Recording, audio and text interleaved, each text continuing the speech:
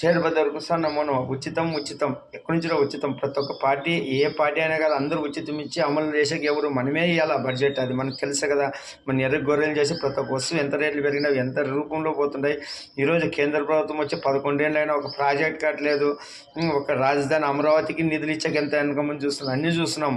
మన రాష్ట్రంలోనే మన రెండు ముఖ్యమైన పార్టీలు జగన్ పార్టీ కానీ టీడీపీ కానీ వీళ్ళందరూ ఒక డెవలప్ చేస్తామంటే ఒకరు వెనక్కి ఎక్కుతారు. అమరావతికి నిధులు రాకుండా ఎన్ని ఆకాశరామనత్రాలు ప్రపంచ బ్యాంకు పోయిన గతంలో అన్నీ తెలుసు. అన్నీ మనము తెలుసుకోవాలా, జ్ఞానవంతులు కావాలా. ఎవరు నాయకుడు ఎవరు విజయనుడు నాయకుడు చేసేవాళ్ళని చేయలేరు, వాళ్ళు చేయరు. అవకాశం ఇస్తే చూసినాం కదా వ్యవస్థలను ఎట్లా నాశనం. అతను 3 లక్షల కోట్లు అప్పు చేసి చంద్రబాబు ఇతను 11 లక్షలకు తీసుకువే. అందులో మనకు డెవలప్ ఏం కనపడవచ్చు. ఒక పోలవరం కాలేదు అమరావతి, మళ్ళీ పోలవరము కాఫర్ డ్యామ్ ఇది అయిపోయి టైం చేయలేకున్నందుకు వరదలు వచ్చి అది నాశనమై మళ్ళీ ఇప్పుడు 50,000 కోట్లకి అవుతున్నది. మళ్ళీ టైం పోతుంటుంది, 2-3 ఏళ్ళ పైన అవుతుంది అంటారు. ఇవన్నీ ఎవరు గమనిస్తారా? యువతుల్లో చైతన్యం లేదు.